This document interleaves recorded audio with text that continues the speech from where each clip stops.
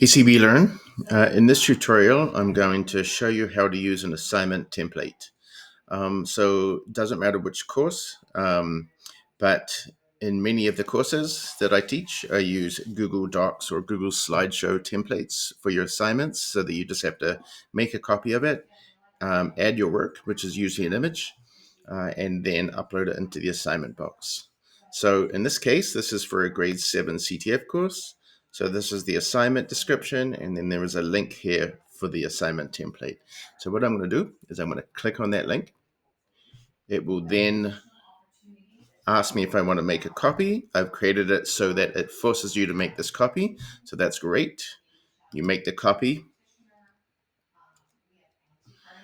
and it will open it up in Google Docs as a copy. The first thing you're going to do is come up to the title, and you'll notice it says copy of CTF1 GD, which is graphic design, assignment 1, and then your name. What I'm going to do is I'm going to change that so that we take out copy of, and then I'm going to change this your name to my name.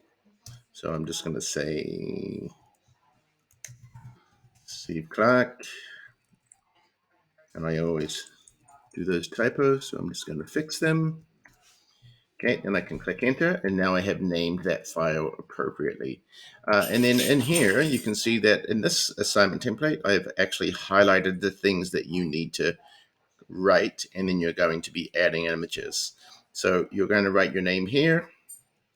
You're going to write a description about what it's asking, and what it's asking you to do. Here's some questions to think about. You're going to insert an image that you've saved to your computer here. So, and in this particular template, there's 5 images and then 5 little descriptions. You add that, and then that is now created.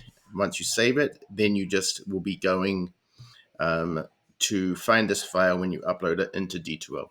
So that will be another tutorial.